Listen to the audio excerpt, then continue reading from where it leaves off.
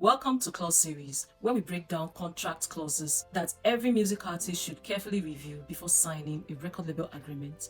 While this series is designed to help you understand agreements better, it is not a substitute for working with a qualified music lawyer.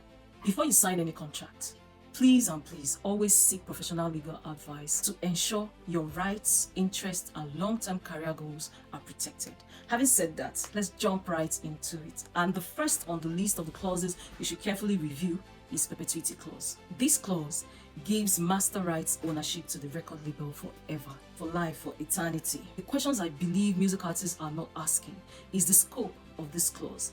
And if you want to find out the scope of this clause, here are the questions I believe you should ask. Number one, does it only apply to the delivered recordings under the agreement? Number two, does it cover the unreleased songs within the time period of the agreement? Number three, does it cover the future recordings of the artist even when the contract ends? Number four, does it apply to publishing rights, master rights, or both?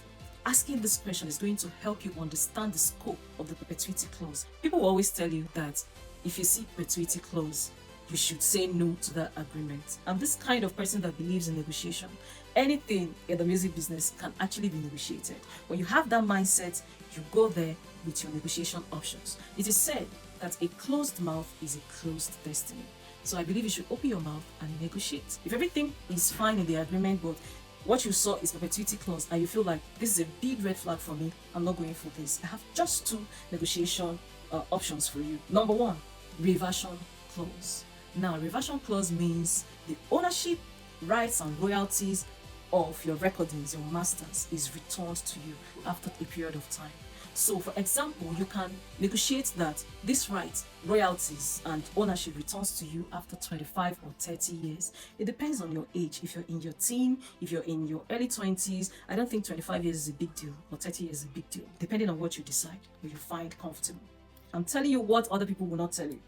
So for you to leave that stage of being stuck, sometimes there are sacrifices you need to make for your career to peak.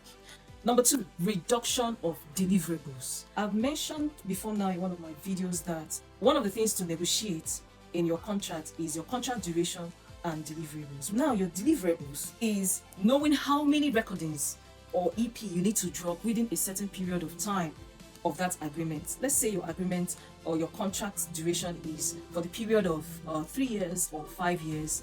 There are certain deliverables the record label is expecting from you. It could be EP of 7 tracks, it could be LP of 12 tracks and above. I don't know what it is, but depending on when you see it, if they say EP of 7 tracks and you want a reduction of that, you can say, okay, you want the EP not to exceed 5 tracks. Even if you're giving them perpetuity, it is not exceeding a certain amount of recordings.